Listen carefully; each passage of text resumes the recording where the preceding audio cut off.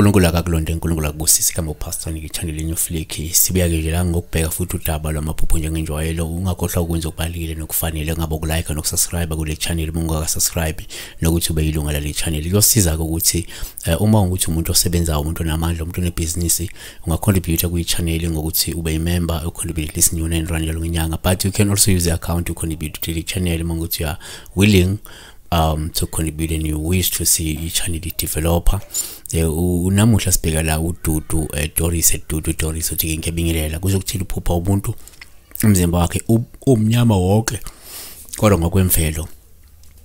uyakhanya usho la umuntu amaziyo ukuthi uyakhanya kodwa umbone eshintsha isikhumba sibanjani siba mnyama nake singakusho la ukuthi number 1 kungasho into ehlukahlukene ngasho izinto ezinhle ngasho izinto ezimbi but asithi into yokuqala singasho ukuthi umuphupha umuntu kuwuphawu esithale njengolubi uma eshintsha eba mnyama futhi eba nothuli lokho kungakhomba inhlupheko kungakhomba izivivinyo kungakhomba ukugula okuzayo kulowo muntu loyo ngisho noma ukufa imbali uma kungukuthi umuntu osuke ebambekile kusuke ebangwa nezibe isililo chapter 4 verse 4 uthi ubuso babo sebumnyama kunelahle abaziwe idaladini isikhumba sabo sinamathile emathanjeni abo sishwabene sabake njengomuthi kanti number 2 singaphinde sithina umuphupha umuntu kuwuphawu sithale njengolubi futhi uma eshintsha ebamnyama futhi ebamumbi lokho ngasho ukuthi mhlawumbe kumele lo muntu lo azinakekele kungenjalo usuke ezophathwa isifo esingajwayelekile yabona kodwa ke kwesinye isikhathi okwesingakubala futhi number 3 ukuthi umuphupha umuntu kuwuphawu oluba luhle kwesinye isikhathi uma eshintshe ebamnyama futhi ebamuhle ngesikhathi emnyama lusho nje ingcebo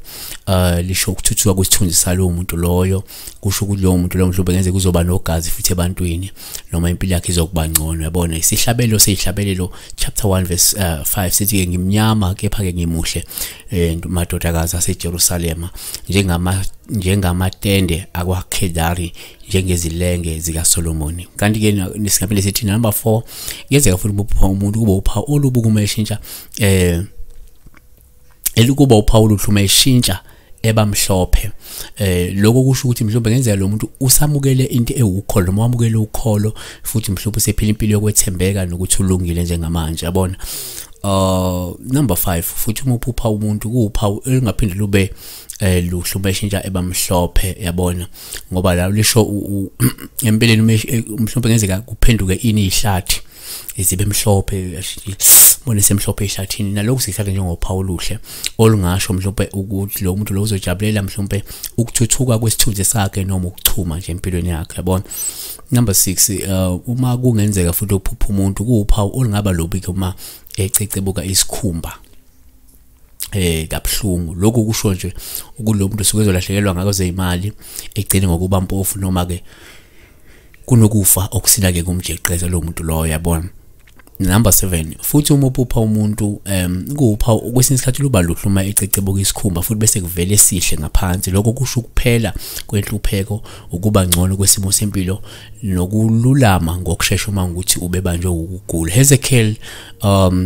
chapter 37 verse 8 ke ngase ngibona bheka kwakukhona emisipha phezukwawo kwahluma nenyama nesikhumba sasibekela ngaphezulu kepha ke umoya wawungekho kuwo so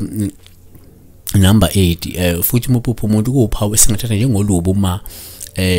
enesikhumba esomile ngoba lokho kusho inhlupheko komunye kusukushayeka ngako zemali ngenxa ke mhlawumbe lo muntu akasebenzisa imali ngendlela efanele noma ke ngendlela ethokozisa ini uNkulunkulu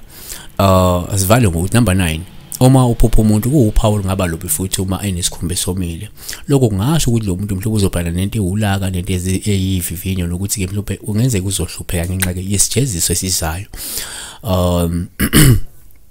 uJob 30 verse 30 isikhumba sami simnyama siyebuza kimi amathamba ami ashile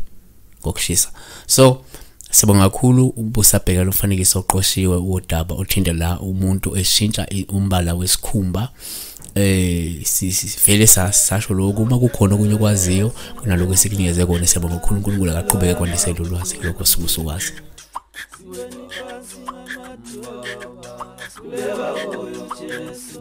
Siwe siweni phansi lamadolo